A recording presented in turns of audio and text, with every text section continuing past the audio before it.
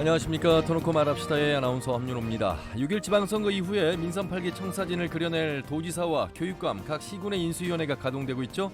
인수위는 당선인들의 공약을 구체화하고 조직 개편 등을 진행하고 있습니다. 하지만 짧은 활동 기간과 제한된 인원 속에서 취지를 잘 살릴 수 있을지 기대와 우려도 교차하고 있습니다.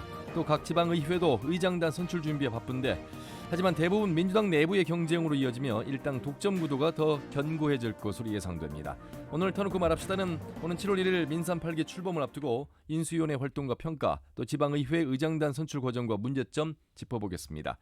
삼선 전주시의원이 된 무소속 양영환 당선인과 지방의회 개혁 과제들도 함께 나눠보도록 하겠습니다.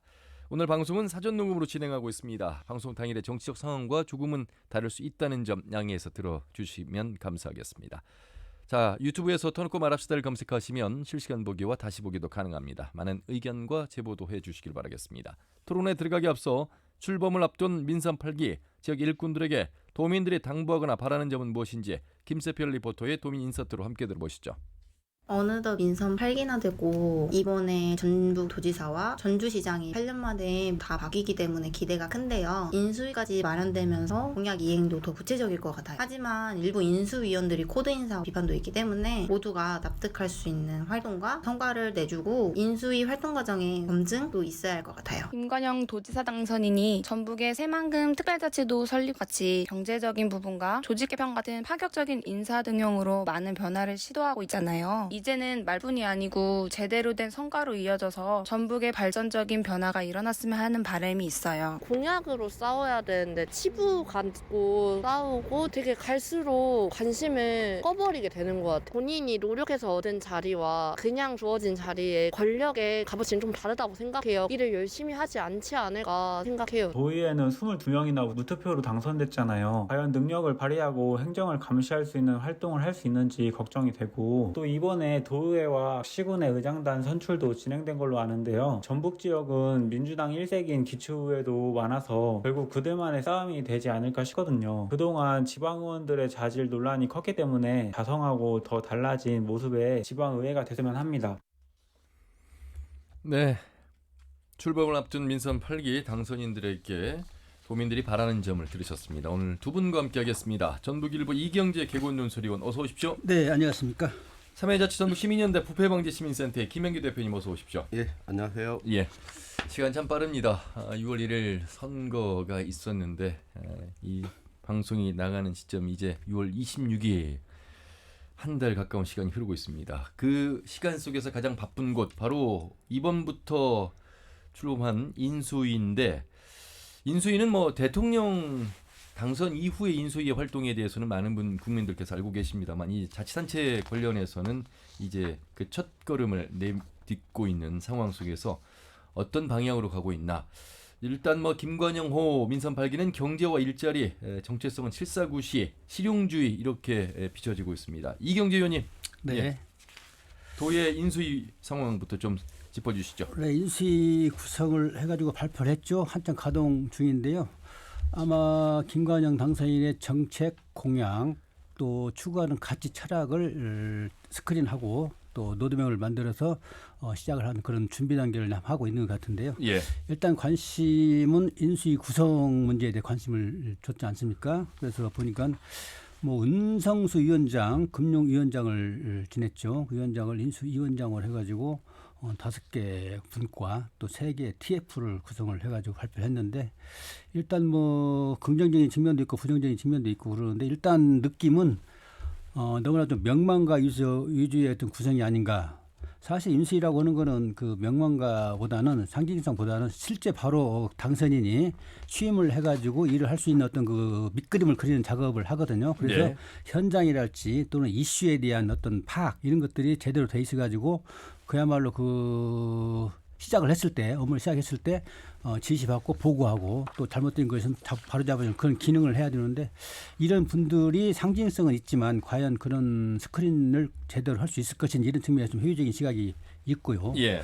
또 하나는 이제 인수위 참여했던 분들이 도정에 참여는 말하자면 인선이 돼가지고 직접 이제 관료로 가는 어떤 그런 케이스가 있는데, 이런 측면도 좀 상당히 생소한 느낌을 갖고 있다, 이런 비판을 갖고 있는데요. 예.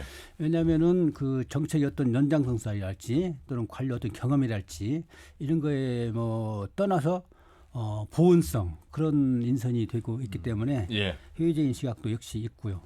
또 하나는 이제 괜히 그 폼 잡는 식, 뭐 구색 갖추는 어떤 식의 인수위 구성 그런 인원 선출도 있었고 그래서 이런 측면에서 비판적일 수밖에 없는데 다만 당선인은 그럼에도 불구하고 밑그림을 그리는 어떤 그런 로드맵을 착실히 이제 주문도 하고 또 조정도 해서 뭔가 이제 도민들한테 내보이는 그런 것들을 해줘야 되는데 그에 아마 신경을 쓰긴 쓸 겁니다. 그래서 예. 취임과 동시에 도정 구상을 밝힐 텐데 그때 인수위의 그 밑그림이 나올 걸로 보여지고 예. 그 기대를 한번 해봐야 되겠습니다. 이게 이제 처음 하는 거고요. 또 예산을 들여서 하는 겁니다. 그렇기 때문에 인수위의 실질적인 어떤 구성과 역할, 앞으로 이제 4년간 이끌어갈 도정에 미치는 영향이 클 것으로 보이는데 박용군 도의원이 또 지적을 하나 있는데 인사가 많았는데 특정 지역 출신 인수위를 장악하는 것은 결국 코드 인사 이런 지적도 나오고 사실 뭐 여러 인수위에 대한 평가는 나옵니다만 좋은 평가 그렇지 않은 평가들이 섞인 지금 상황인 것 같습니다. 김현기 대표님 어떻게 보세요?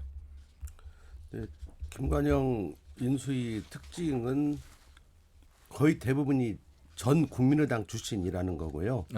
그다음에 이제 군산 지역 아무래도 본인이 군산 지역 출신이다 보니까 예. 그런 거고 또 새 출발하는 마당에 기존의 어떤 주류라고 하나요?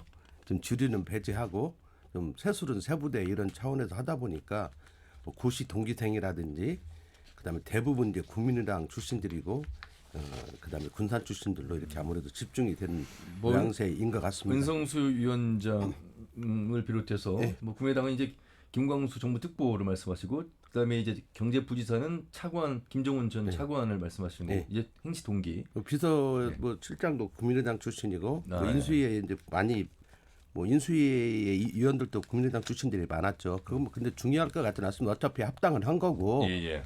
진행되는데 너무 군산 쪽에 치중돼 있는 면은 있다. 이건 지적을 할 수 있을 것 같고요. 예. 또 한편으로는 대부분의 당선인들이 다 우리 전북은 낙후돼 있다 보니까 경제를 일성으로 외치잖아요. 그렇죠. 그래서 뭐 정무부지사를 이전에도 그 김한조 지사 때도 정무부지사를 경제부지사 역할로 했었죠. 예, 네네. 그래가지고 했지만 허황된 꿈으로 끝나고 말았죠. 뭐 삼성 출신인가를 갖다가 했지만 그 희대의 사기극으로 끝나고 아니 성과 없이 끝난 그 과정이 있었는데요. 그만큼 이제 어려운 거고 이번에도 역시나 이제 정무부지사를 경제부지사 성격으로 해서 하겠다고 하면서 예. 그 농림 전 차관이죠. 예. 전 차관을 이제 한 김정훈 거고. 차관. 예, 김정훈 차관을 한 거고 정무특보를 이제 수석으로 이름을 이렇게 뭐 개칭을 한다고 그래요. 그럼 예. 김광수 전 의원을 했습니다.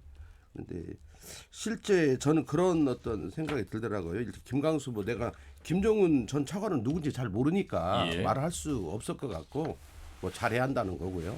근데 그 실제 그 김광수 전 의원 같은 경우는 보통 평할 때 정책하고 기획가거든요. 그래서 아무래도 이 소통 쪽에는 약해요. 그게 본인이 지금까지 국회의원, 도의원, 시의원 하면서 좀 대부분 알리기에 어떤 정책 전문가 이런 쪽의 역할을 해왔고 본인이 스스로도 그걸 자임했는데 정무 이름은 바꿨지만 결국 정무특보인데요. 예. 정무특보면 쉽게 말하면 중앙정부에서도 역할이 있겠지만 우리 지역에서도 의회라든지 뭐 각종 거기에 어떤 소통을 주요하게 해야 할 것 같은데 예. 과연 그게 적합한 건지 또 국회의원이 이게 지금 정무특보면 거의 2급이죠. 예. 그 전 국회의원으로서의 어떤 타당한 직책인지를 떠나서도 그 지금까지 그 김광수 전 의원이 보여준 행보를 보면 이 소통 쪽이 상당히 중요하게 부각되는 곳에 맞는지 뭐 이런 생각은 들어요. 근데 어쨌든 저 들리는 말이면 당사자는 열심히 하겠다고 한다고 하니까 좀 지켜보면 될 것 같습니다. 예. 그런 것 같고 실제 지금 비서실장으로 내정된 안병일 씨 인수위에 지금 간다를 맡고 있는데 이분은 보니까 우리 전북하고는 전혀 관련이 없는 사람이에요. 예. 그 광주 출신 카톨릭 고등학교를 나왔더라고요. 갖고 그 옛날 민주당 때 전략기획국장을 했어요. 당직을 맡았다가 박지원 씨 탈당할 때 같이 탈당을 했더라고요. 예. 그래서 당시에 국민의당 그때 뭐 에서부터 또 당직을 또 어차피 당직 전문이니까 당직을 쭉 맡았다가 충청권에 가서 또 사무처장 냈더라고요. 예. 그런 이제 이력이 있는데 아무래도 우리 김관영 당선인이 그 국민의당 바른미래당에서 뭐 원내대표나 막 이런 걸 했었잖아요. 그러니까 예. 그 과정에서 인연이 있는 것 같은데 비서실장은 이 서울 역할보다는 중앙정부하고 관계보다는 지역사회 속에서 여기도 소통인데 그렇죠. 우리 전북하고 아무 연고도 없는 사람이 과연 타장인지 몰라. 아무 연고도 없으니까 로비하기는 어려울 것 같아요. 그럼에도 불구하고 지역 사람의 다양한 비서실장을 조율을 해야 하는데 또 당선인 본인은 서울에서 역할을 많이 한다고 하니까 그러면 더더욱이 그 정무특보나 뭐 경제부지사, 정무부지사랑 행정부지사 이런 것들을 조율하는 역할 비서실장으로서 과연 타당한지 저는 의문이 있습니다. 그래서 이런 거 보면 과거 인연을 굉장히 소중히 하는 것 같아요. 김관영 당선인은 예. 과거 인연 속에서 본 사람들을 어떤 가치 판단 없이 막 이렇게 등용을 하는 것 같은데 이제 그런 것들이 과연 전라도 아무리 규모가 작아도 도정은 도정이니까요. 그런 예. 데에서 이게 타당한지 그래서 저는 정무특보나 이 비서실장 인선에 대해서는 흔쾌히 이렇게 박수를 주고 싶은 생각은 없습니다. 좀 지켜봐야 하지 않나 예. 이런 생각이 들더라고요. 예, 자 그럼에도 불구하고 김관영 당선인 인수위에 정운천 국민의힘 도당위원장을 초청한 게 강의를 듣고요. 이번에는 국민의힘 전북도당을 방문해서 협치를 제안하면서 3급 정책보좌관 추천 요청도 하고 발빠르게 어떤 도를 위해서는 여야가 따로 있느냐라고 말씀을 하시면서 적극적인 어떤 협치 행보를 보여주고 있는 대목 이 부분은 좀 평가가 긍정적인 평가들로 기대를 많이 모으고 있습니다. 이경기 의원님. 네.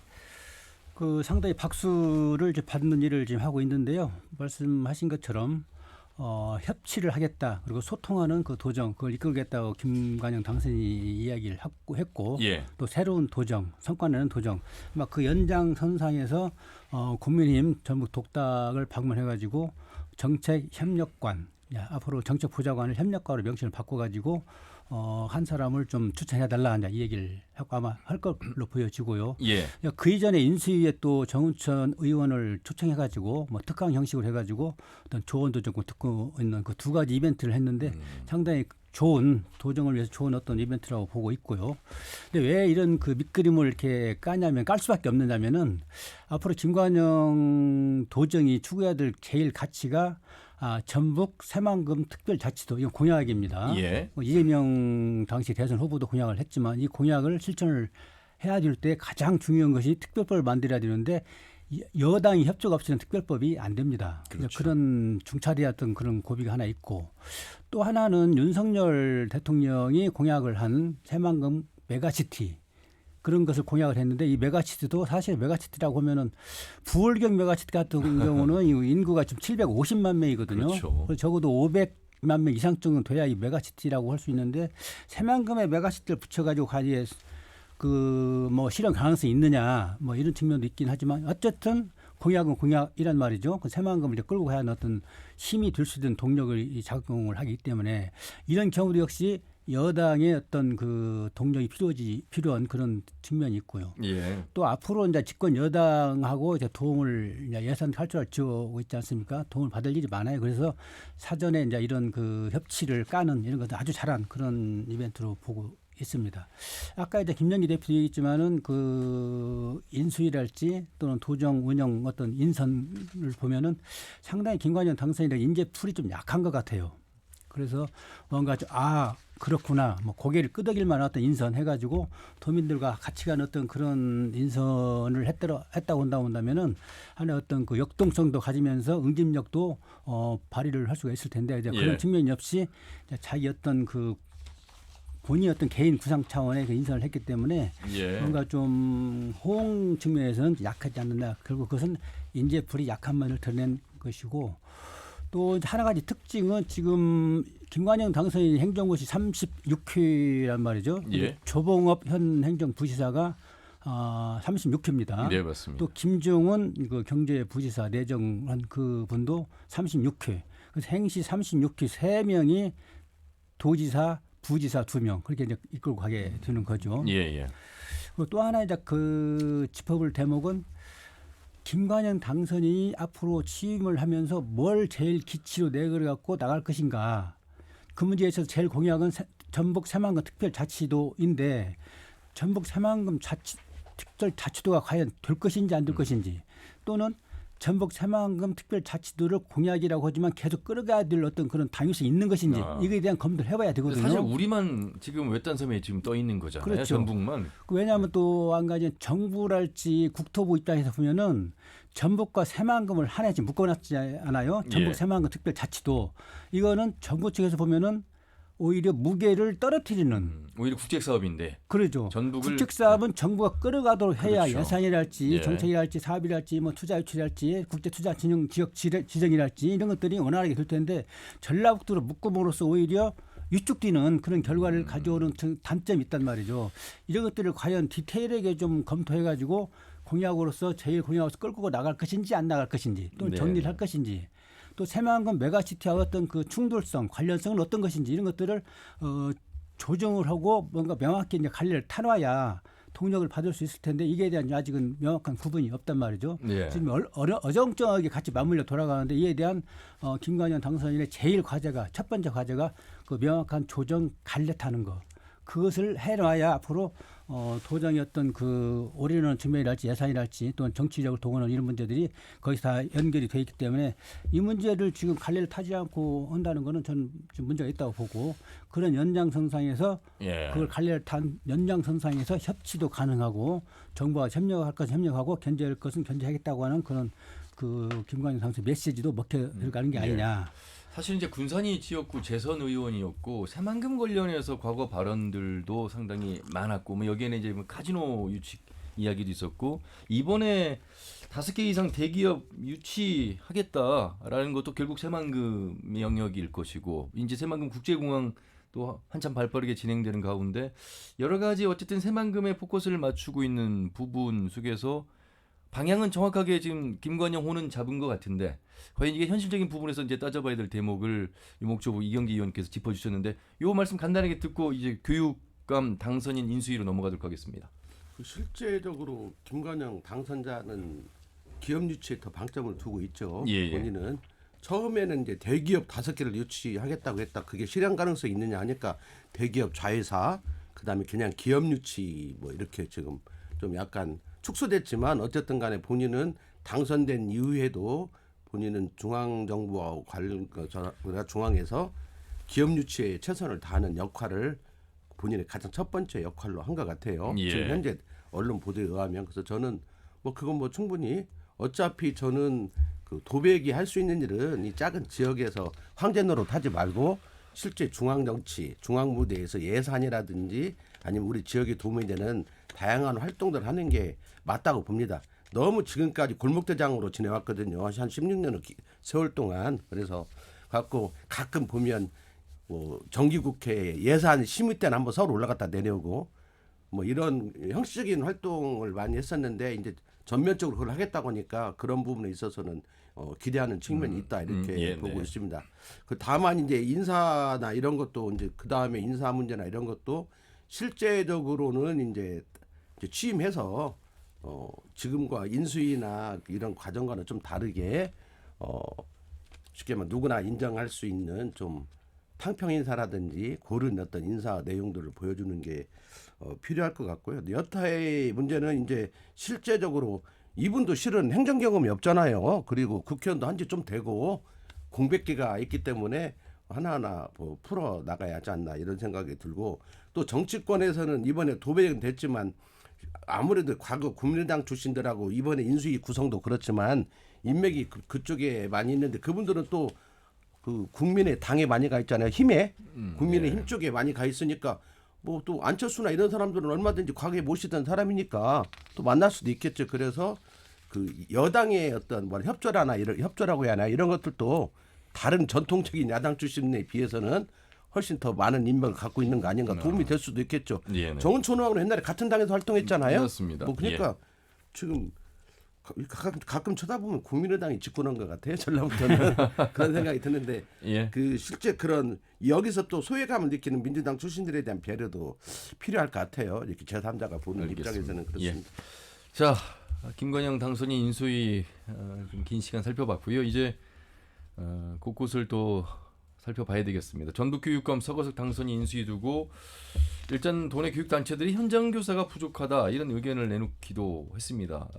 그리고 우범기 전주시장 당선인 최소한의 인원으로 인수위를 꾸렸지만 역시 선거 캠프 인사들 많아 보훈 인사 비판도 나오고 있고 본인 또한 보훈 뭐 괜찮다 이런 의사 표시까지도 한 상황 속에서 이제 시각들을 좀 살펴봐야 될 텐데 김영기 대표님. 우범기 당선자는 그냥 말 그대로 형식적인 실무 인사예요. 인수위 굳이 하고 싶지 않은데 하는 것 같은 느낌까지 들 정도인데 실무위로 구성해서 하는 것 같고요. 어차피 이제 예. 시 행정을 같이 예. 끌어가야 될 사람들. 실제 철저히 그 캠프 자기 캠프에서 역할했던 사람들을 앉혔죠. 이 위원장이 과거 강현욱 도지사 멤버라고 해야죠. 이난우 씨 얼마 전까지 대학병원 감사를 했었죠. 얼마 전까지 그런 분을 앉혔고 그 다음에 그 위원들도 다 캠프에 있었던 사람들로 이렇게 했습니다. 그리고 벌써 지금 비서실장 내정했는데 복싱협회장 했다고 그래요. 그것도 뭐 캠프 멤버, 핵심 멤버 그분이 이제 주요하게 당선자하고 인연이 있어서 학연이 나요? 인연이 있어서 뭐 캠프에서도 핵심적인 역할을 했다고 그래요. 이제 예상했던 대로 이제 비서실장 앉히고 한민희 이제 전 그 도의 대협력국장이죠. 공보관도 했고 이제 그분을 또 특보로 해서 지금 현재까지는 내려도 나오는데 그 인사 자체도 설정이 보면 실무형이에요. 실무형, 측근형, 학연, 해성구가 이제 부각이 되고 있고요.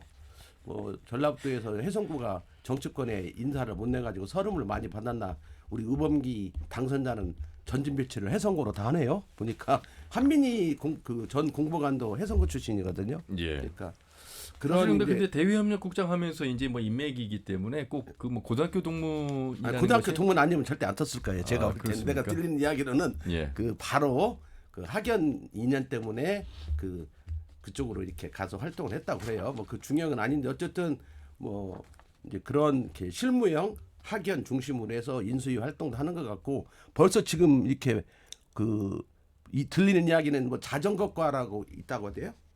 전주시에는 이렇게 사업별로 과 명칭이 있는 모양이에요. 그건 이제 없애겠다. 뭐 그리고 정원 뭐 관련되는 그쪽 파트도 없애겠다. 그래서 철저히 개발형 이렇게 아무래도 과거에는 좀 가치라든지 이런 걸 김승수 시장은 이것도 아니고 저것도 아니지만 약간 가치에다가 방점을 찍어가지고 그런 걸 많이 했었는데 그런 걸 철저히 없애겠다고 하는 분위기로 지금 인수위 활동들이 이루어지고 있어서 없어지는 과가 많을 것 같습니다. 그래서 상당히 큰 폭에서 조직 개편이 이루어지는데 철저히 어떤 경제적 측면, 효율적 측면 이런 것들이 강조되면서 대대적인 변화가 있을 것 같습니다. 조직 개편이 그런 건 지금 현재 인수위 활동으로 예상이 되고 있고요. 서거석 당선자, 교육감 당선자는 본인이 교육을 아직도 토론회 과정이나 이런 걸 보니까 디테일하게 잘 알지 못해요. 어제 뭐 생방송 심층 토론 화요일 보셨나요? 안 봤습니다. 안 봤는데 뭐 그게 하루아침에 바뀌겠어요? 뭐 똑같을 거라고 봅니다. 그런데 그 인수위원장이라든지 요도 또 영문과 교수 출신이거든요. 그래서 전체적으로 그 인수위원회 아까 말한 대로 현장 교사가 없었다고 하는데 저는 현장 교사가 인수위원회에 들어가는 건 저는 반대입니다. 왜냐하면 현장 교육 그룹을 넣어주려면 정교조도 넣어줘야 하고 교사노도 넣어줘야 하고 또 한교조도 넣어줘야 이런 그래갖고 자칫 인수위가 각 그 교육 집단들의 이익을 대변하는 걸로 변질될 수도 있거든요. 근데 뒤에 보니까 실무위원회에는 다 들어가 있더라고요. 실무위원회는 교사도 들어가 있고 각 아까 말한 정교조 출신도 들어가 있고 이렇게 다 배려를 한 것 같아요. 그러니까 그렇게 하면 더 됐다고 봐서 그거에 대해서는 자기 이익적 집단 이익의 관점에서 발언이지 큰 틀에서 보면 나는 인수위에 현장에서 안 들어간 거 잘한 거다. 실무에 다 들어갔거든요. 다만 교육을 지금 모르고 있고 언론 보도에 의하면은요 조직 개편을 내년에 한다고 그래요. 올해 하지 않고 저는 그거 잘했다고 봅니다. 왜냐하면 아직 파악을 못 하고 있어요. 우리 교육감 당선자가 이렇게 사적으로 만나서 이야기를 이렇게 한 경우도 이렇게 보면 아직도 알아가는 단계이니까 어설프게 막 9월에 조직 개편 하느니 충분히 더 검토하고 많은 현장의 이야기도 듣고 하면서 어떤 제도로 가기 위해서는 뭐 뒤하는 게 맞지 않냐 이런 생각 해보는데 전체적으로 보면 인수위가 지금 들리는 이야기하면 너무 외부 인사 출신이 있어요. 학연이거든. 학연이요. 정고 출신들에 의해서 너무 휘둘려진다. 이 인수위 특징은 정고예요. 교육감 당선인 인수위 특징은 다양한 정고로 도배해가지고 근데 이 정고 출신들이 과연 얼마만큼 현장을 아느냐 이건 아닌 것 같습니다. 그래서 심각 나는 뭐 확인 안 해봤는데 거의 정고라고 하더라고요. 예. 김명기 대표님 생각을 말씀 들어봤고요.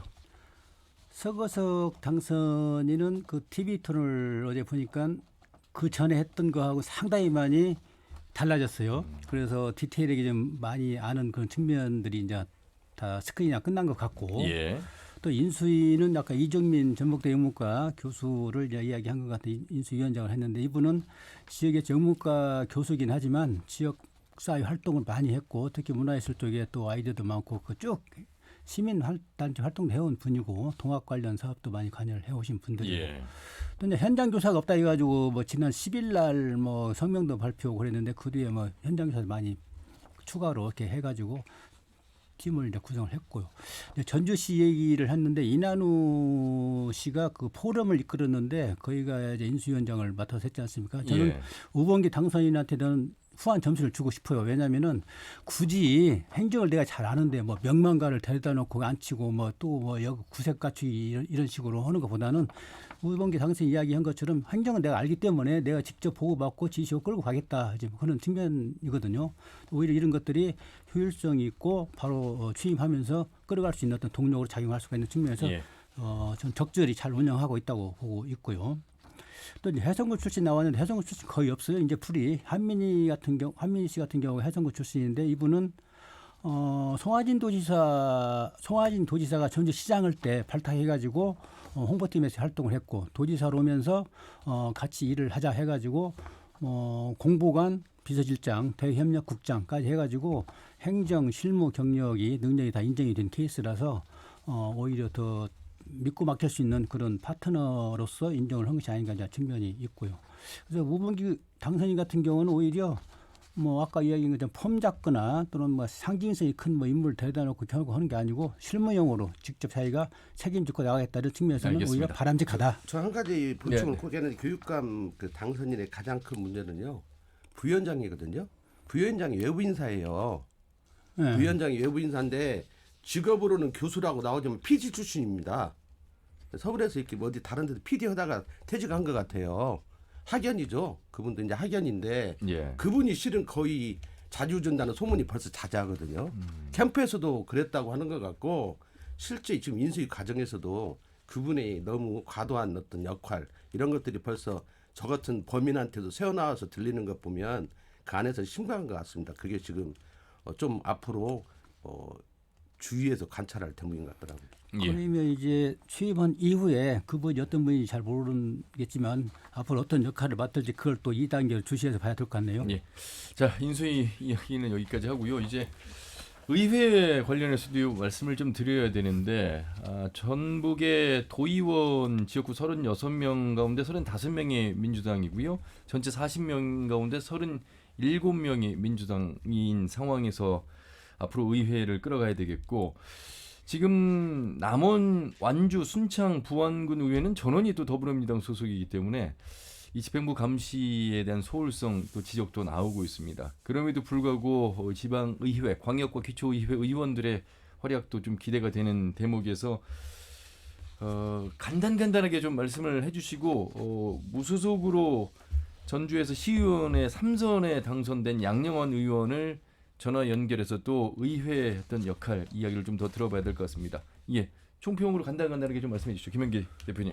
뭐 어차피 뭐 거의 다 전주뿐만 아니라 전라도 전체가 거의 민주당으로 도배가 됐잖아요. 예. 그리고 소수 정당들은 진짜 한두석 겨우 명맥을 유지하는 어떤 수준에서 이루어졌고 무소속도 다른 때의 선거에 비해서 많지가 않습니다. 예, 그래서 전체적으로 완전히 뭐 이건 그냥 뭐 민주당 주도가 아니고 그냥 민주당에 다 독식해서 운영돼서 저는 그 과거 전례를 보면 의회한테 기대할 게 없어요. 과거에도 보면 의회는 거의 이중대 역할로 전락되거든요. 이렇게 왜냐하면 점점 초기에는 이렇게 문제의식을 갖지만 좀 시간이 지나다 보면 행정을 그냥 밑받침해주는 후진부대 예. 성격으로 거의 되면서 낮이 때는 의원님 뭐 시장님 하지만 반면 형님 동생으로 이렇게 되면서 서로 거의 융화돼 버리는 어떤 의회가 됐거든요. 그리고 지금 각 이번 주말을 경과하면서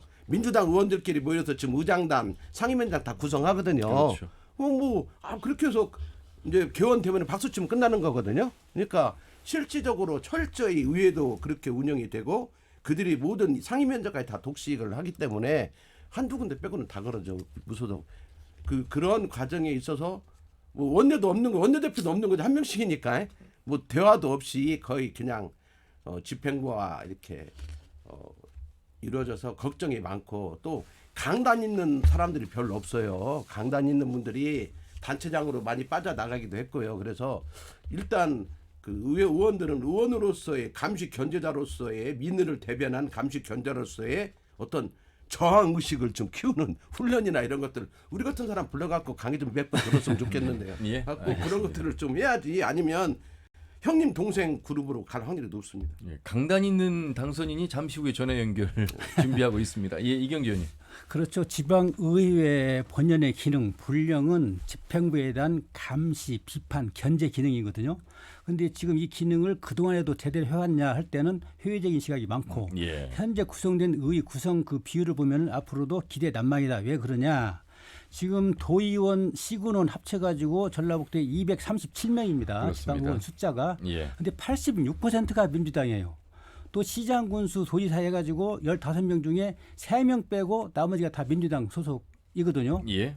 이런 그 집행부하고 지방의회가 같은 당, 일식당 이게 일색이 돼가지고 과연 비판, 감시, 견제 기능을 할 수가 있겠느냐. 또 도민 눈높이에서 시정, 도정, 군정을 비판하고 이끌어갈 수 있겠느냐. 이런 측면에 회의적이라는 지각이 있고요. 예. 그럴수록 앞으로 지방 의원들이 지방의회 어떤 본령 이런 것들 찾아가지고 공부도 좀 하고 또 시민들로 좀 그 접촉도 많이 하면서 정보도 좀 많이 알고 해가지고 예. 감시 견제 기능을 충실히 하면서 성과를 내야 할 것이다. 이것이 또 하나 숙제라고 봐야 되겠습니다. 자, 바로 전화 연결하겠습니다. 전주시의회 양영환 당선인 만나보겠습니다. 안녕하십니까? 안녕하세요. 예. 양영환입니다. 자, 앞에서 말이 좀 길어졌습니다. 오래 기다리셨고요. 다시 한번 축하드리고 무수속 2번 낙선하셨고 3번 무수속 3선에 이제 당선이 되셨습니다. 민주당을 꺾고 1위로 당선이 된 데에는 여러 가지의 역할, 그동안의 노력들이 있으리라 봅니다. 일단 지역구 유권자분들께 감사와 더불어서 이 청취자분들께 인사부터 좀 해주시죠. 예, 먼저 이제 과분한 칭찬에 감사드립니다. 우리 아나운서님께서 말씀하신 대로 무수속 2번 낙선 후 3번째 무수속 당선되었습니다. 저는 평소에도 이쪽 저쪽 눈치 보지 말고 소신껏 청렴하게 발로 뛰자라는 생각으로 열심히 일하다 보니까 당선이 되었네요. 하여튼 압도적으로 지지해 주신 전주 시민, 서학동, 평화동 주민들께 진심으로 감사드립니다. 더 예. 열심히 발로 뛰겠습니다. 예, 소속은 무소속입니다만 3선의 이제 중진 의원으로서 의회에 대한 평가, 그동안의 비위나 비리, 사실 긍정적인 평가를 도민들에게 받지 못한 현실이거든요. 같은 의원으로서도 스스로 윤리위원회의 어떤 그 대처라든지 이 제 식구 감싸기가 아닌 의회 본연의 모습에 대한 거는 기대가 크다고 생각하실 것 같습니다. 이런 부분에 대해서도 더욱더 이제 3선의 중진 의원으로서 전주시 의회 역할을 좀 하시리라고 믿는데요. 예. 방금 우리 김영기 대표님이랑 말씀을 드리면서 좀 쑥스럽고 부끄러운 마음이 듭니다. 실체적으로 우리 의회 의원들 제 식구 감싸기라는 것은 사실 저희 소수 정당들은 알 수가 없습니다. 자체 소통이 불통이라. 그래서 그런 부분들이 앞으로 많이 좀 바뀌어야 되고 그런 부분들을 저희들도 제대로 좀 눈여겨볼 수 있다면 이번에 6명 우리 저희 무소속 의원과 정의당 의원 그다음에 국민의힘 의원이 있거든요. 예. 교섭단체가 되면 원내대표를 시켜서라도 좀 철저하게 우리가 감시하고 견제하는 그런 부분 그다음에 의회와 같이 소통하는 부분을 한번 챙겨보겠습니다. 예. 평화동, 서학동 일대가 이제 지역구입니다. 오늘 나오신 패널 두 분도 아마 이 지역구의 유권자가 아니실까 싶은데 인사 나누시고요. 허심탄회하게 한번 정말 쓰디쓴 말씀과 칭찬도 함께 포함해서 좀 말씀을 나눠주시면 감사하겠습니다. 김영규 대표님. 덕담을 해야 하는데 우리 지역구의 무소속 의원이 1위로 당선됐다는 게 자긍심이 생기더라고요. 개표 방송을 보면서요. 예. 인사 나누시죠. 이 예. 전라북도에서 저 첨예자 전북시민대 김영기입니다. 안녕하세요. 반갑습니다. 예, 양용화입니다. 근데 저는 이제 양영환 의원하고 사적으로는 뭐 차 한 잔을 먹어본 적이 없어요. 인사는 몇 번 이렇게 오다 가다는 예, 했는데 양영환이 가난해서 차를 한 잔도 지금까지 안 사주더라고요. 그래서 근데 다른 동네 분들은 저는 이제 동네에서 주로 활동하지 않아서 잘 모르는데 많은 분들이와 상당히 밀착돼 있는 것 같습니다. 그래서 이러한 민주당 분위기에서도 민주당 공천자가 3분 했는데 거기를 뚫고 1등을 하는 것 그렇죠. 보면 이제 그리고 평화동 그 서학동 출신이거든요. 예. 서학동 인구가 적어요. 평화동이 압도적으로 인구가 많습니다. 그럼에도 불구하고 그 1위로 이렇게 당선되는 걸 보면서 참 박수를 보내고 싶은데요. 여기까지는 이제 덕담이고. 예. 근데 이렇게 의원이라는 게 그 동네에서 열심히 스킨십을 하면서 소통하고 동네 민원을 해결하는 것도 있지만 큰 틀에서 전주시 어떤 발전과 관련해서 역할을 하려면 무엇인가를 하는데 무소속은 한계가 있거든요. 그래서 예. 자꾸 이렇게 양양 의원이 의회에서는 큰 역할을 할 수가 없고 동네와 밀착되는 의원으로 선수만 이렇게 가게 되면 안 되지 않나. 아하. 그거에 대한 어떤 이제 전주시에 대해서도 이제 좀 무엇인가 발언하고 방향을 잡는데 일조하는 어떤 역할 이런 것들에 대한 어떤 고민은 없으신지요? 이제 우리 김영기 대표님 말씀 잘 듣고요. 이제 저도 3선 단위로 올랐기 때문에 이제는 좀 철저히 견제하고 감시 이런 부분에 대해서는 무소속 뭐 몇 명이 안 되더라도 10명의 목소리, 20명의 목소리 반드시 되겠습니다. 예. 사실 뭐 재선하면서도 목소리를 많이 내셨고 이제 언론에 드러나지 않는 부분이 있다라는 걸 아시는 분들은 아실 거고 하지만 김영기 대표의 말씀은 지역구 국민들과의 밀착도 중요하지만 현장에서의 어떤 민원 해결도 중요하지만 이제 의원으로서의 시 행정을 견제하고 감시하는 역할에 조금 더 목소리를 내줬으면 하는 바람을 말씀하셨고요. 이경재 의원님도 인사 나누시죠. 네, 안녕하십니까. 이경재입니다. 안녕하세요. 양용환 의원입니다. 네, 저도 그 지역구인데요. 맞습니다. 저녁에 운동할 때 제가 덕담도 건네고 열심히 하시라고 한 거 기억 안 나시죠? 여튼 그 무소속으로 3선 하셨고 3선이 된 거에 대해 축하드리고요. 그 김성수 시장이 2선하고 이제 불출마를 했고요. 우리 양 의원님께서는 이제 3선이니까 2선을 같이 하셨지 않습니까? 네네. 그래서 앞으로 이제 7월 1일이면 취임식도 하고 뭐 또 의정 정원도 하고 할 텐데 어떤 반면교사 차원에서 김승수 시정 8년을 좀 같이 하셨기 때문에 좀 평가한다면 장점은 무엇이고 단점은 무엇이고 이런 식으로 짧게 좀 평가해 주신다면 어떻게 평가를 하실 계획입니까? 저는 장점은 좀 부드러운 이미지로 네. 주민과 어떤 그런 그 스킨십, 그 주민과 어떤 가까운 것은 저도 충분히 인정하나 예. 전주의 지역 경제에 대해서는 저는 8년 동안 의정 활동하면서 제가 여러 번 시정 질문이나 오은반을 통해서 전주시가 쉽게 말해서 지금 공장 하나 유치할 터가 없습니다. 예. 그런 부분에서도 너무나 안타깝고 좀 과감하게 규제도 풀고 이런 부분이 너무 약했다고 저는 봅니다. 예. 예. 아마 이번 선거에서도 그런 양 의원님께서 금방 얘기한 그런 것들이 상당히 많이 반영이 된 걸로 저도 생각을 하고 있고요. 이제 예컨대 어떤 개발 욕구, 갈증, 또 되는 것도 안 되는 것도 없는 어떤 그런 행태 이런 것에 대한 어떤 반발 심리가 많이 나타난 걸로 저도 생각을 하고 있는데요. 그 연장선상에서 보면은 종합경기장 같은 경우 또 대한방직터 개발 같은 경우 대한방직터 개발은 2018년도 땅을 사가지고 정책 제안 개발 계획을 전주에 냈거든요. 지금도 뭐 해결되지 않고 있고 종합경기장은 2005년도에 기부대 양해 방식으로 전라북도가 전주에 주었단 말이죠. 17년 때 지금도 그 진행형이고 이런 걸 보면서 과연 그 기업 유치랄지 일자리 문제랄지 또는 뭐 삶의 질 개선이랄지 관련 이 얘기할 수가 있는가 싶을 정도로 결단력, 추진력 이런 것들이 없었단 말이죠. 특히 대한방직 같은 경우는 공론화위원회를 구성해 놓고 공론화위원회가 권고안을 시에 냈는데 그 권고안을 놓고도 벌써 수개월째 지금 만지작거리고 있단 말이죠. 이런 문제를 보면서 우리 양 의원님께서는 어떤 생각을 갖고 계신지 적어도 3선 의원이 되셨으니까. 예. 저도 제가 대한방직에 대해서 제가 시정 질문을 하면서 개발할 것 같으면 확실히 하고 그렇지 않으면 개발하지 말아라는 저도 그 취지에서 말씀 내가 여러 번 드렸는데 예. 그래서 공론화위원회가 구성되었고 공론화위원회가 작동되면서 지금 권고안이 할까 만지작거리고 있는 것도 제가 볼 때는 다음 차기 시장이 왔을 때는 좀 변화가 있지 않을까 저도 그렇게 생각하고 있습니다. 예. 자, 의장단 이제 구성에 있어서 무소속이기 때문에 뭐 상임위원장 맡기는 어려운 현실이죠. 그렇습니다. 그렇습니다. 말씀이세요. 의장단은 예. 제가 보기에 이미 결제 아까 우리 김영기 대표님 말씀하신 것처럼 29일날 민주당끼리 모여서 이미 뽑아요. 민주당 자체 내에서 등록하고. 후보에 한 명씩 올려서 예. 아마 의회에서는 그 망치만 두들기면 될 정도로 아마 될 것 같습니다. 예.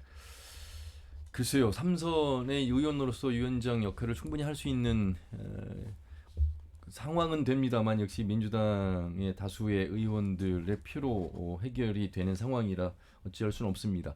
그래도 말씀하신 지금 국민의힘의 비례가 천세영 당선인이 있고 또 지역구에서 정의당의 그 환경 운동가 한승우 활동에 오신 한승우 당선인이 있고 해서 역시 숫자는 적지만 원내 구성을 하고 목소리를 좀 낼 수 있는 그런 인물 구성은 됐다라는 평가를 좀 받고 있는데요. 그렇습니다. 그런데 이제 민주당에서도 아까 이제 오신 무소속 의원님들 박예수 의원님 외에는 이게 다시 또 협치가 될지 아니면 이분들 다시 또 민주당으로 갈지 아하. 그런 불안한 상황에 있어서 여하튼 원 구성 그래도 교섭단체 구성이 되기 때문에 일단 최대한 같이 우리 국민의힘 천세영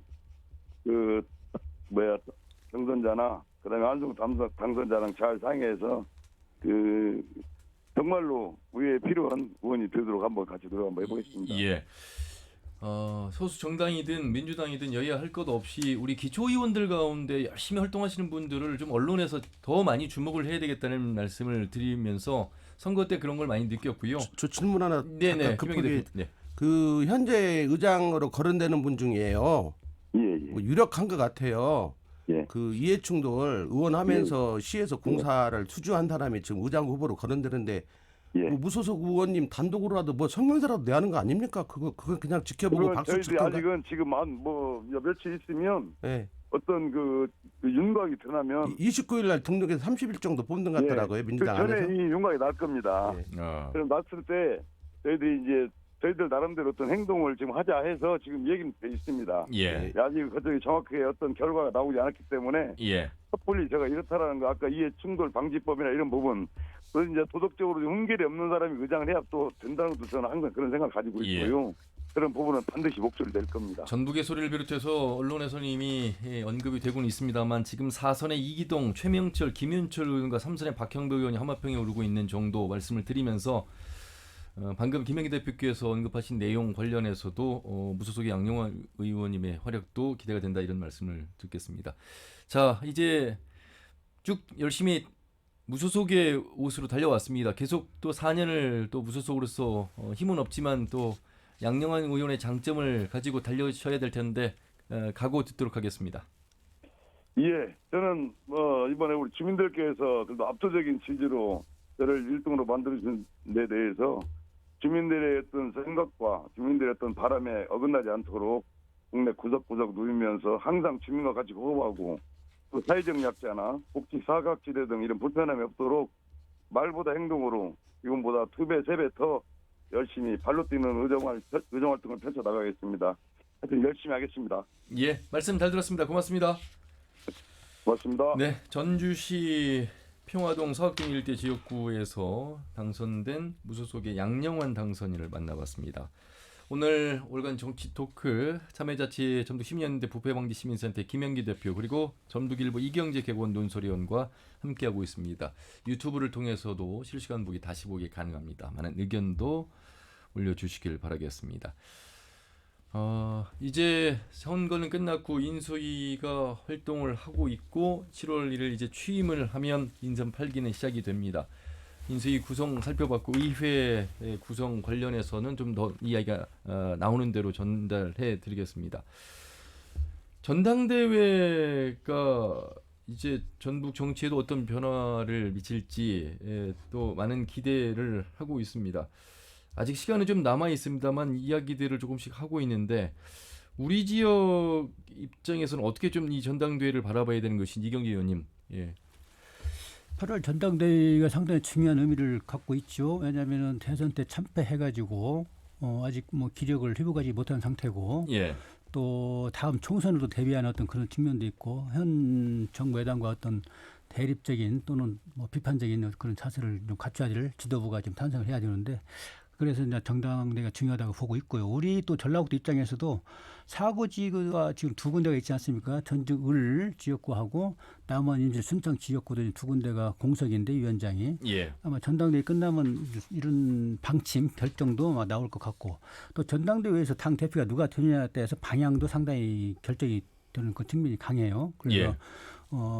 이상직 의원 자리 같은 경우는 이제 뭐 그런 비리로 했기 때문에 공천을 안는다랄지 또는 그래도 뭐 공천한달지 또 이런 어떤 방침이랄지 이런 것들을 당 대표가 당연히 이제 권한일 수밖에 없는데 여러 가지 어떤 복합적인 함수관계가 있기 때문에 전당대회가 상당히 중요하다 이렇게 보고 있습니다. 예. 김은기 대표님. 참 전당대회가 또 정당에서는 또 상당히 중요한 그렇죠. 거잖아요. 네. 더더욱이 총선을 이제 앞둔 때까지 전당대에서 뽑힌 대표가 역할을 한다고 보면 아직까지 우리가 지방자치가 제대로 안 됐고 국회의원 특히 공천이라는 건 거의 보이지 않는 손의 작동에서 많이 이루어지더라고요. 예. 그렇다면 중앙의 어떤 지도부가 어떻게 구성되는가가 대단히 중요하고 또 그 전당대 우리 전북 지역 정치인은 누가 또 혹시 출마를 하는지 근데 현재까지를 보면 뭐 출마는 없는 것 같죠? 아예 출마는 없는 것 같고 지난번에 한번 한병도 의원이 출마했다가 거의 그냥 바로 탈락했죠. 그런 어떤 전적이 있어도 그런지 지금까지는 아직 출마 인사가 없다는 거. 그래서 예. 전남과 이렇게 우리가 물론 비교하면 안 되지만 우리 전북 같은 경우는 항상 또 호남에서도 그런 최고위원이나 이런 걸 배출해야 되지 못하면서 또 그나마 없는 역량이 예. 더 마치 축소되지 않을까 하는 그런 우려들이 나오는 것 같고요. 어쨌든 민주당 전당대가 지금 양 계파가 치열하게 싸우고 있어서 어떻게 당원 룰도 어떻게 결정될지 이런 게 지금 전혀 없는 상황인데 예. 저는 민의의 입각에서 민주당도 야당이잖아요. 제1야당이기 때문에 제1야당이 잘 써야 하는 것도 대단히 이 정부도 잘해야지만 그런 의미에서 본다면 철저히 계파 이익이 아니라 민의의 입각에서 예. 민주당이 어디로 가야 하는지를 심사숙고하면서 우리 전남도 국회의원이나 민주당이 그거에 일조할 수 있는 그래서 위상이나 역할을 조금이라도 높일 수 있는 계기가 만들어졌으면 하는 생각입니다. 예. 그 아울러서 이제 우리 지역으로 들어와서 보면 이제 전북 도당위원장과 지금 아까 말씀하신 사고지역 전주울과 남원임실 순창의 지역위원장 둘러싼 지역 내 지금 암투 뭐 물밑에서 지금 뭐 치열하게 이루어지고 있고 간간히 이제 기사도 나오고 있습니다. 이 부분도 관심사 아니겠습니까, 이경재 의원님? 물론이죠. 중앙당에 대한 로비가 점차 지금 가열되는 지금 현재 시점이거든요. 예. 그리고 뭐 그 지역 언론에서 보도하는 것만 봐도 전주 을 지역 같은 경우는 뭐 8명, 과거에는 뭐 11명, 12명 그러다가 이제는 8명으로 더 압축돼 가지고 그렇습니까? 보도가 되고 그러는데 이런 분들이 지금 중앙당을 항상 로비를 하고 있다는 겁니다. 예. 근데 저는 이제 한 가지 좀 비판적인 이야기를 해야 되는데 민주당이 벌써 지금 이상직 의원이 당을 떠나가지고 무소속으로 간 지가 벌써 얼마입니까? 또 이 남원 임실 순창 지역도 마찬가지거든요. 과연 이게가 서울이랄지 충청이랄지 다른 지역 같으면 이렇게 방치해 놓고 있겠느냐. 예. 이건 정말로 이 민주당의 자만심, 어떻게 보면 오만 같은 건 그런 경우인데 이건 대단히 잘못된 것이고 바로바로 사고 지역구가 되면은 후임 이건 지역구 당협위원장을 임명을 해야죠. 그래서 예. 가동을 시켜야 되는데 이건 내 땅이다. 전라북도, 전주, 남원, 임실, 순창은 그렇게 방만하게 지금 운영하고 있기 때문에 이런 결과가 나왔지 않는가. 또 한 가지는 이제 그 지구당 위원장 선임을 두고 그 당내 어떤 힘 있는 사람들끼리 정치인들끼리 이제 겨루고 하다 보니까 또 미루고 그러다 이렇게 여기까지 온 걸로 이제 보여지는데 예. 이런 것들은 역시 민주당이 크게 비판을 받아야 되고 주민들 또 유권자를 생각한다면은 사고가 났을 때 바로 당협위원장을 임명해가지고 정상 가동될 수 있도록 그래서 민원이랄지 또는 정치적인 여기까지 뭐 개혁, 쇄신 이런 요구들을 받아들여야 되는데 그런 것들이 게을리고 있다는 그 비판을 하지 않을 수가 없는 상황이라고 봐야 되겠습니다. 예. 김은기 저는 대표님. 좀 구분해서 말하고 싶은데 전주울 같은 경우는 저는 민주당이 공천하지 않아야 한다고 봅니다. 그 과거에 그 당헌을 어겨가면서 바꿔가면서까지 서울하고 부산 막 그때 공천했다가 한마디로 그냥 참패를 당했잖아요. 예. 그리고 그때부터 이제 민주당이 꺼지기 시작했었잖아요. 그래서 결국 대선 패배까지 오고 이번 지방선거 패배까지 왔는데 내년도 4월에 있을 보궐선거에서는 규칙 사회가 민주당이 있기 때문에 민주당은 당연히 무공천을 해야 한다고 보고 있고요. 나무는 예. 좀 다르죠. 나무는 공천해도 되고 그건 상관이 없죠. 근데 그다음에 공천 방식과 관련해서는 지금 100% 권리당원 경선이라고 뭐 이렇게 언론에서 많이 보도가 나오더라고요. 예. 이게 이 권리당원만 가지고 하면 또 문제가 있다 저는 이렇게 봅니다. 그래서 모르겠어요. 당원이 어떻게 융통성을 갖는지 모르겠지만 좀 차라리 그 일반 시민 투표라든지 이런 걸 해서 좀 지역 여론을 반영하는 어떤 과정이 좀 필요하지 않을까. 경선하게 된다면은요. 예. 안 하면 가장 좋죠. 그런 게 있고 현재 언론에서 거론다는 사람들은 반절 정도는 아닌 것 같아요. 그냥 막 그렇습니까? 네, 내가 전화해봤어요. 어이구 출마하십니까? 그랬더니 예? 사진 어디서 나서 했는가? 막 페북 사진 갖다가 해버리고 당사자 확인도 않고. 근데 자꾸 줄어들 건데 아무리 없어도 좀 이렇게 실제 나오려고 하는 사람들만 놓고 해야 혼란이 없지 않을까 이런 생각이 들고요. 예. 그 저는 철저히 낙하산 같은 건 해서는 안 된다. 우리 지역에서 좀 그래도 기반을 두고 한 사람들이 해야지. 또 막 어디 벌써부터 막 전략 공천을 노리고 뛰는 사람도 있다고 하더라고요. 그래서 예. 지금 도의원 22명 무투표 당선시켜서 피눈물을 흘리고 있는데 지금 막 뭐 거기다가 불난데다가 막 기름칠 끓이는 것도 아니고 지금 대체 우리 전주 시민 전라도 도민은 어떻게 보기에 과연 그런 이야기를 쉽게 할 수 있는지 이런 생각을 요즘 많이 하면서 전주는 철저히 민주당은 약속을 지켜라. 무공천 하라. 이게 저는 첫 번째로 드릴 말씀입니다. 예. 이제 마무리 말씀을 좀 드려야 되겠습니다. 7월 1일 출범을 앞둔 민선 8기 우리 도민들의 선택이 이제 반영이 돼서 어쨌든 4년을 우리는 함께 가야 되고 지켜봐야 됩니다.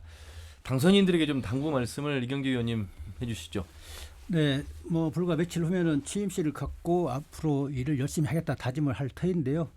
근데 녹록치 않습니다. 전라북도는 인구도 줄어들고 있죠. 경제력도 뭐 3% 경제도 전국, 또 정치 역량도 지금 일축된 상황이고 그래서 앞으로 일당백의 자세로 이러지 않으면은 더 어려움이 가속될 것이다. 특히 윤석열 정부 들어서면서 새만금 특별자치도랄지 메가시티 이런 전략, 또 초광역권 시티 이런 것들이 구체화될 텐데 이런 측면에서 철저히 소위받고 있고 다른 또 돌파구도 지금 없는 상황이란 말이죠. 그래서 정치권이랄지 또 단체장 이런 분들이 똘똘 뭉쳐가지고 뭔가 길을 제시하고 뭉쳐서 달려가는 그런 일당백의 자세가 아니면 상당히 어려울 것이다. 그래서 추진 동력을 확보하고 역동적으로 이루는 그런 모습을 보일 때 도민들도 힘을 보태고 또 서울에 있는 투장 인사들도 힘을 보태가지고 그나마 뭔가 좀 성과를 내는 그런 쪽으로 이어가지 않을까. 그런 측면에서 역동적인 행정을 좀 해주시라. 정치를 좀 해주시라 부탁을 드리고 싶습니다. 예, 김영기 대표님.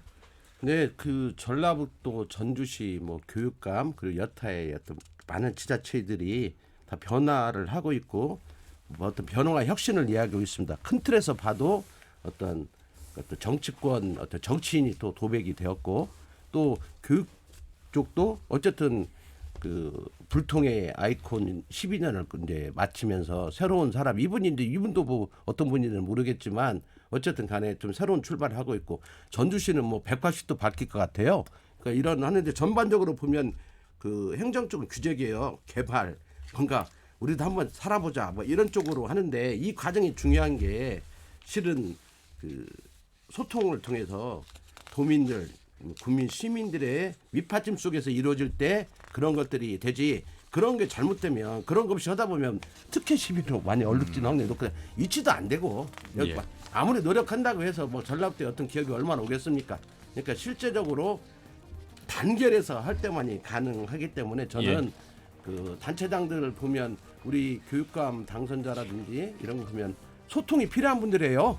그래서 소통을 우리 그 도지사 당선인도 아무래도 아웃사이더로 오랫동안 지내왔기 때문에 도민과 소통이 대단히 중요하다. 그래서 전체적으로 이 당선인의 어떤 부끄만 않고 취임을 한다면 여러 가지 소통 속에서 자기 자신의 중심을 잃지 않고 도민을 위해서 뛰는 그런 것들을 부탁드리고 싶습니다. 예. 지금의 초심 잃지 마시고 4년 정말 도민을 위해서 최선을 다해 주시길 바라겠습니다. 두 분 말씀 여기까지 듣겠습니다. 고맙습니다. 네, 감사합니다. 전북일보 이경재 개원논소리원 참여자치전북 시민연대 부패방지 시민센터의 김영기 대표와 함께했습니다. 터놓고 말합시다는 다음 주 일요일 오후 5시 5분에 인사드리죠. 함윤혜였습니다. 고맙습니다.